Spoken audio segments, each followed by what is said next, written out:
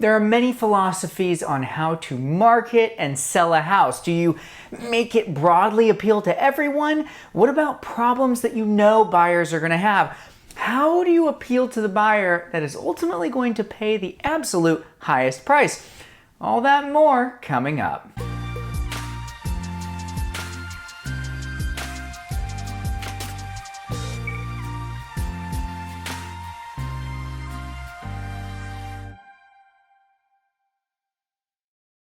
Hello everyone, my name is Cameron Stevens, the entertainment industry's real estate agent and the owner of Stevens Real Estate, a real estate experience tailored to the creative client. Today I want to talk about my personal philosophy behind how I look at and analyze a house that I am going to sell, and then how I translate that and convey that to potential buyers. First off, I will say that the way that I look at houses is very different from most real estate agents. See, conventional wisdom states that you want any home that you're going to go sell to appeal to the widest range of possible buyers. You want to make sure all the little impersonal touches, they're out of there, and you want to make it just as widely appealing as possible.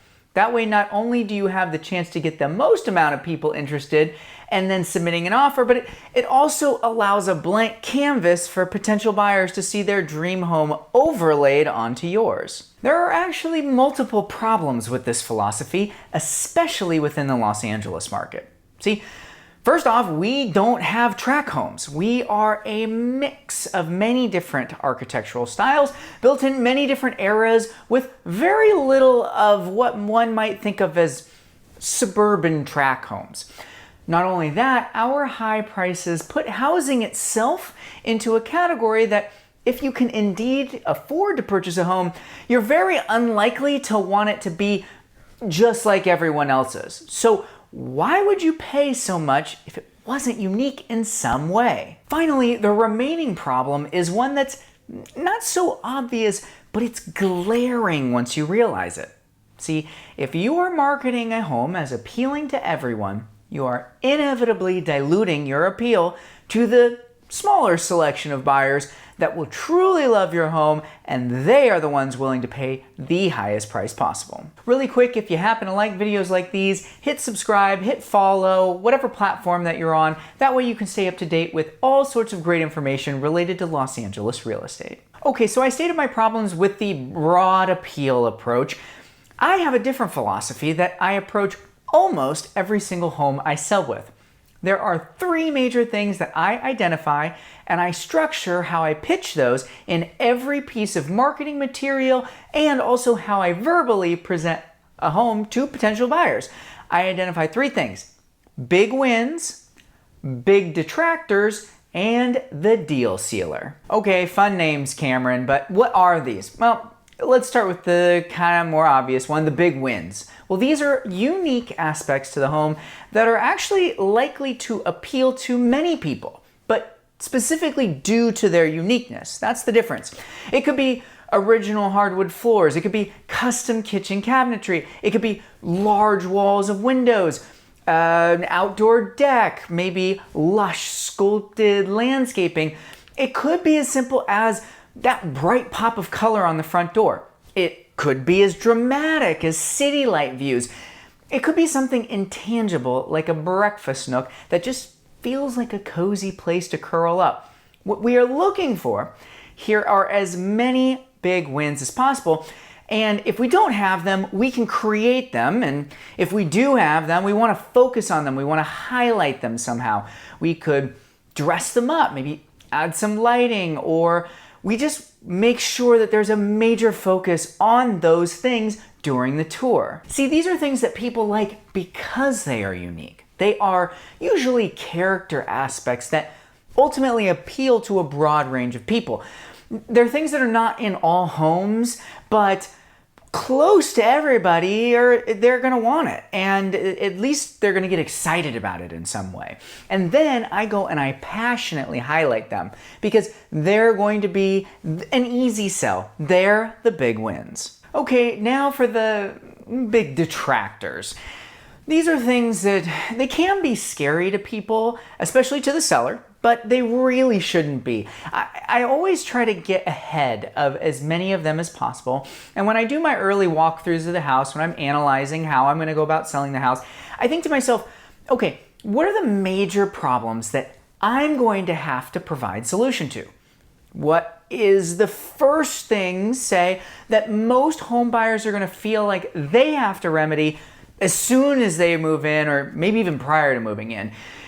Things, when they come see the house and they leave and they're talking about the house, what's that one thing that they're going to bring up and their reaction is, well, we really liked it, but I just don't know about that one thing. But if I can find that thing, or in less great cases, things, we can usually get in front of them by doing one of two things. We either fix it before we go to market, if there is a financial return by doing so, or I'm going to go ahead and research and price out the various remedies for that, so when these things come up during the course of tours and talking about the house, I'm already in front of the problem. I'll give you a great example. Some people just aren't fans of electric stoves. I am. I have one in my own home by choice, but I get it, not many people are. They like the gas stoves. So when I go to sell my home, I'll start by talking about the benefits of the electric stove, why I personally chose it, and then I'll get ahead of it as a big detractor and talk about where the gas lines run currently so that potential buyers can just envision what it would be like to install a gas stovetop, how easy that might be, how much that might cost. Done.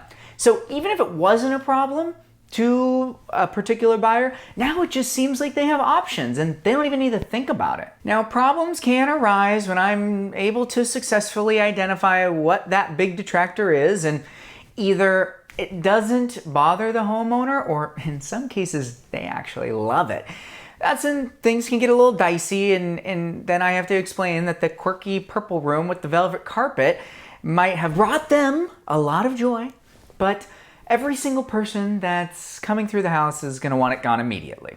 Or maybe someone likes popcorn ceilings for the acoustics, but buyers will want that gone. So we'll price out just how much that will cost to do, and that way people don't they don't think it's, say, a $10,000 fix when it's actually only a $3,000 fix. That way I have the information right up front. Okay, here's where I really differ from most agents when identifying the selling points of a house. I believe that every house has what I call the deal sealer. Now, you can guess what this means, but basically, it's something unexpected. It's often very, very unique. It's something that people just don't see coming, and it seals the deal. Oftentimes, this is some aspect that is somewhat difficult to convey in photos, or maybe you just have to be in person to appreciate it. It's that bonus thing that makes the right buyer of the house say, I absolutely have to have this house. And many times this is something that, unlike the big wins, it's not actually universally appealing. Something like, say, like a koi pond in the backyard, or maybe a little bonus studio, or, okay, here's a great one. A huge old oak tree in the backyard. Some people are going to massively dislike that. They might want to build and expand the backyard, and they can't do it because the oak tree is a protected tree, and they're just going to actually be turned off by that. But a small group of people are going to absolutely lose it for a truly special tree like that, something that you can't put a price tag on. And we might even dress it up, say with some string lights or some outdoor seating underneath it to really double down on it. Because for all the people that don't like that one aspect, or maybe they just simply won't be as excited about it as other people, for a small group of people, this will seal the deal for them.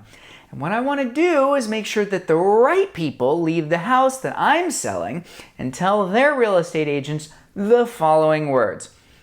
I don't care what I need to do or how much I need to pay, get me that house. I actually think that identifying the deal sealer is one of the most fun aspects of breaking down and analyzing a house, And there's something there. There's always something there. And usually, sometimes even the homeowner themselves, they don't even know that that's the thing that's going to seal the deal. But when I see it, something clicks and I'm like, that's going to do it. And I love that part. Okay, there you have it. Thanks so much for watching. I hope you learned a little something about the way that I think about selling homes, the way that I analyze and work through the different aspects of a home when I'm thinking about how I'm going to market a home. At Stevens Real Estate, we specialize in working with creative professionals, entrepreneurs, and especially people in the entertainment industry because I spent 7 years of my life working in animation and visual effects. And that's why I designed Stevens Real Estate to be tailored to the creative client. I also designed a few value-adding programs for both buyers and sellers that no one else is offering. For buyers, we put together a full marketing plan that paints you as the right buyer for your dream home. We can also help recommend local lenders that will fit your financing situation, even if you're freelance, and I know a lot of my entertainment folks are. And don't worry about the inspections. We've got you covered. They're free, all of them. No questions asked. And if you're looking to sell your home, we offer the ability to remodel now and pay when you sell with 0 fees, no interest, no upfront costs. Plus, we pay for all of the aspects of digital marketing from photography and drone footage and videography and 3D walkthroughs and virtual open houses, a social media campaign, a custom website, targeted emails, and more. So if you like my energy, my personality, and you think my expertise in the programs that I offer would benefit you, please don't hesitate to reach out. And additionally, if you know someone that would benefit from connecting with me, I would absolutely love an introduction. Thanks again for watching. At the end of this video, there will be a QR code where you can pull out your phone, you can scan, and it'll take you directly to my website. Or there's also going to be a link down there somewhere where you can click to learn more.